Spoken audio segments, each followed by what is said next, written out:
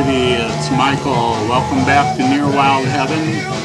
What's playing in the background, this is the Sonics, and the song playing is Strychnine.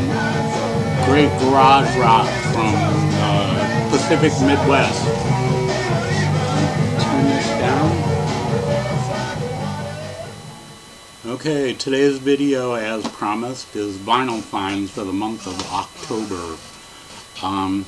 I got like one or two online buys, and the rest is stuff that I found in local stores. So get right into it. And up first, this is The Residents, their first album, Meet the Residents. This is the first album by North Louisiana's phenomenal pot combo. Really crazy stuff here. I've seen a few other people show this. I know they're not like top 40 material, but they're really interesting. I really enjoy The Residents. I have a few of their other albums. I love the artwork on this, making fun of the Beatles in the back there too. But yeah, this band's been around for ages, and nobody knows who the people are that are in it, or even if the same people are in the band now that was in it when they first started back in the early 70s. So they've always been a mystery, but they've always been a lot of fun to listen to. The Residents, their first album, Meet the Residents. This is from 1974. So there you go. And up next, this one was an online buy. This is the Fuzz Tones, Lysergic Emanations. Really good garage rock from these guys. This is all cover versions of other garage rock songs. We got 125 that was originally done by the Haunted, a garage band from Canada. Gotta Get Some, I don't know who did that. Journey to Time, Ward 81. Radar Eyes is a song that was done by a band called The Gods from the late 60s.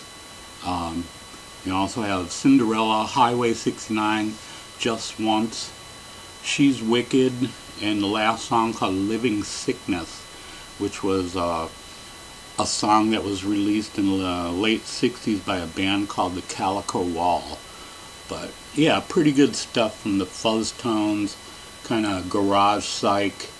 Got Rudy Patrudy, who does all the artwork on the albums. So that's a pretty cool looking album cover there. The band is a bunch of zombies. But yeah, pretty cool stuff. The Fuzz Tones, Lysergic Emanations. And up next, I picked up this, the Rocktober release of the Stone Temple Pilots' fourth album, number 4.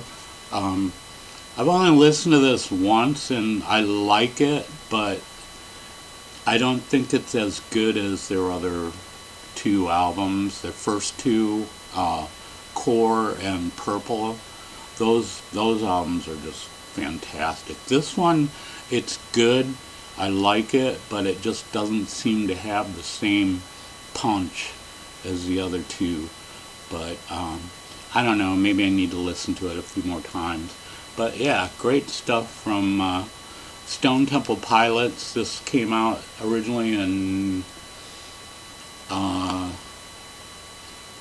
it says 1999 here, but I don't think that's right. I think it was more like 97, something like that. I don't know. But there you go. Stone Temple Pilots number 4, Rocktober release. And up next, this is a soundtrack to a movie from the 60s called Revolution. I got it because of the bands that are on it. The Quicksilver Messenger Service, Steve Miller Band, and Mother Earth. And yeah, it's the only 3 bands that are on here, but pretty good. Like a typical 60s movie about revolution, I guess.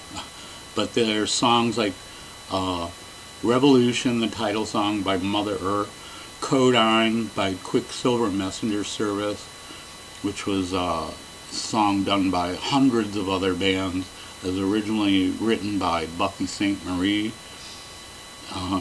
Have Super Bird and Your Old Lady, also done by Steve Miller Band. Babe, I'm Gonna Leave You from Quicksilver Messenger Service. Mercury Blues from Steve Miller Band, and Stranger in My Own Hometown. But pretty good, not bad for a 60s soundtrack. Pretty interesting tracks on here. Never seen the movie, but maybe someday. But there you go, Revolution soundtrack from, does this even have a date on it? I don't see one. 1968. So there you go, 1968, Revolution. Up next is Jade Warrior, Last Autumn's Dream. I've seen a few people show this album, and I listened to it online a couple of times. I really liked it. And then I finally came across a copy of it. Pretty good, decent shape record there. Really good artwork on the cover. And probably best of all, this is a Vertigo Swirl. Really nice, clean copy there. Really happy to find this. I had a friend years ago who was into this band, but he had like the later albums by them. I think he had an album by them called Kites that was on Island Records. So that was like a later part of the band, but this is like their second album, I think. Man, is it good. It's really, really good. I really enjoyed this a lot, and I'm going to try to seek out some of their other earlier albums. But great stuff from Jade Warrior, Last Autumn's Dream. It's this fantastic album. And up next, we got David Bowie. This was the album that has Space Oddity on it. It was later reissued under that title, but the original issue of it, it was just titled David Bowie. This, of course, is a reissue. Look at that cover. But I've heard that this is supposed to be David Bowie's psychedelic album. It was released in 1969, and Space Oddity was a minor hit for him. But the rest of the songs on here aren't too bad either. There's a couple on here might be a little bit meh, but for the most part, this is a pretty good album. It's no Ziggy Stardust or Hunky Dory, but it's a pretty good, listenable album. And the songs, of course, like Space Oddity, Unwashed and Somewhat Slightly Dazed, Signet Committee, An Occasional Dream, Wild-Eyed Boy from Free Cloud, and Memory of a Free Festival. But pretty good stuff from David Bowie. If you don't know the earlier works of David Bowie, you might want to check this album out. Pretty good. There you go, David Bowie from 1969. And up next, this is Hourglass. Now, this is a band that featured Greg and Dwayne Allman before they formed the Allman Brothers. And to look at the band, you would think it's like garage rock or psychedelic or something. Nope, it's R&B, and it's not bad. I only listened to it a couple times, and I was a little disappointed because it wasn't what I thought it was going to be. But I don't know, I got to listen to it some more. Hopefully it'll grow on me. But as it is right now, there's a few songs on here I do like, and a lot of it is like, yeah, it's so-so. But like I said, I'm going to give it a few more listens, and maybe it'll grow on me. But yeah, Hourglass with Greg and Dwayne Allman. This is from, originally came out in 1967 on Liberty Records. And up next, this is Nirvana, UK. This is the psychedelic Nirvana from the 60s. This is a compilation called Black Flower. I never really heard these guys before, but I've heard a lot about them. And their two albums, The Story of Simon Simopath and All of Us is the other one. They're supposed to be like classic psych albums. And I got this, and it's kind of on the mellow side.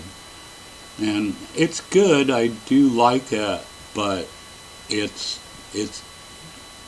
really mellow, and I kind of wish it was just a little bit more psyche than it is, but still, it's a good album. I enjoyed it. Nirvana, and songs like Black Flower, I Believe in Magic, It Happened 2 Sundays Ago, Pentecost Hotel, The World is Cold Without You, excerpt from The Blind and Beautiful, Tiny Goddess, Love Sweet. Pretty good stuff. Like I said, it's probably gonna have to. I'm probably gonna have to listen to it a few more times, like that other album, and maybe I'll get into it a little more. But not too bad. Nirvana, Black Flower. Up next, this is December's Children. This is another mainstream reissue of an album that originally came out in 1970.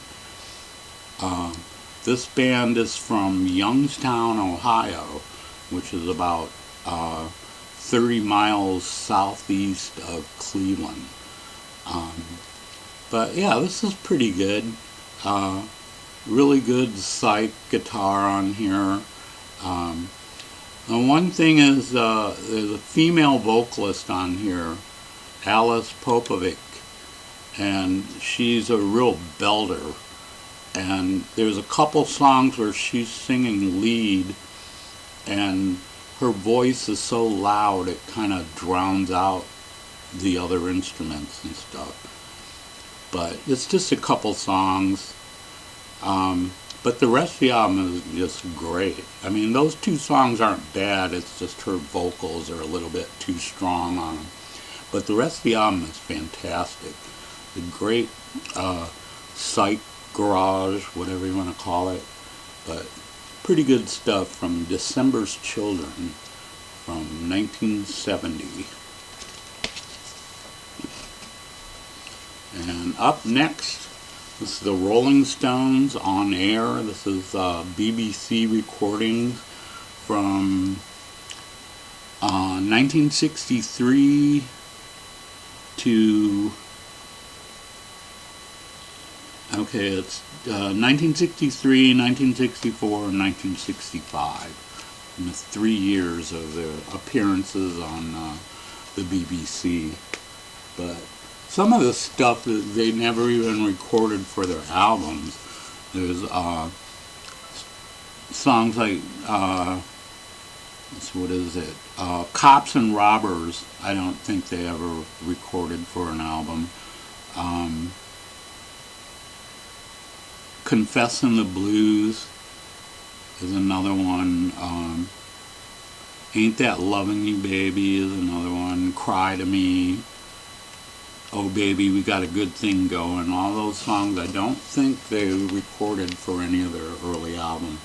But yeah, and they got some more of their more familiar songs on here, like Satisfaction, It's All Over Now,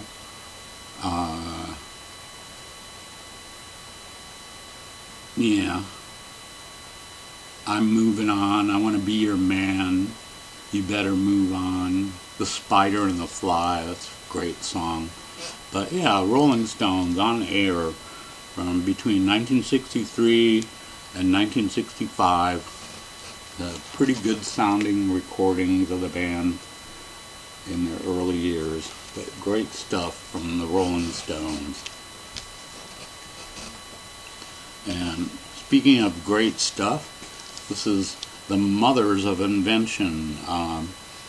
This is Whiskey A Go Go 1968. This is the highlights of there's like I forget how many CDs, but there's some new CD sets, got the complete show. This is a 2-record set that has the highlights of that stuff on there. But man, it's good. It's really good. I really enjoy it. I love the Mothers of Invention. I love this period of Zappa. It's just so good. And they do songs like Help, I'm a Rock, Transylvania Boogie, My Boyfriend's Back, Bust His Head, Tiny Sick Tears Jams, Hungry Freaks Daddy, The Duke, Take Two, Khaki Sack, The Whip, and Brown Shoes Don't Make It. But great stuff from the Mothers of Invention from Live at the Whiskey in 1968.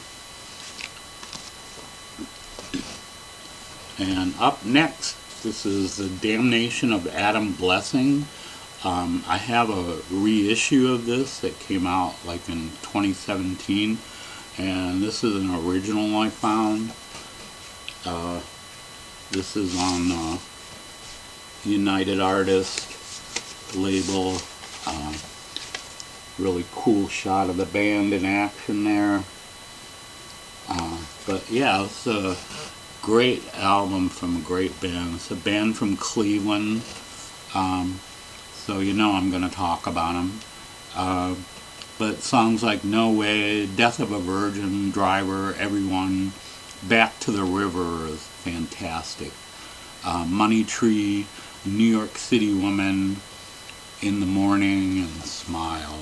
But great stuff from Damnation of Adam Blessing, the second Damnation. This was, I believe it was like 1969 or 1970. Okay, it was 1970. So there you go, Damnation of Adam Blessing. And up next, Wishbone Ash. I think this is their first album. This is late 70s reissue.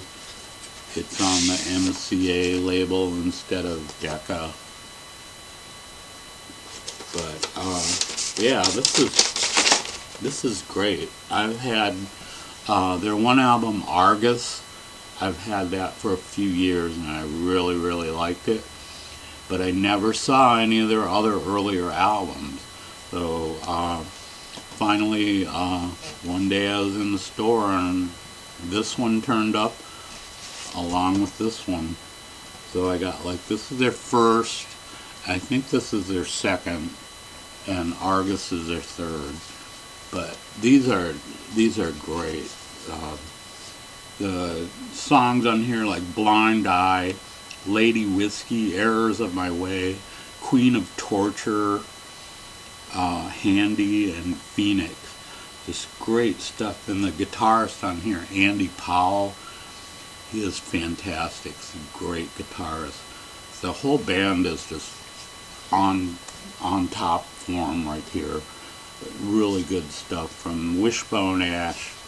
I believe their first album, and I don't know when it came out, probably early 70s, I would say. And this one too, not sure the date, they don't have a date on here, but this one is great too. Like I said, guitar work on here is fantastic.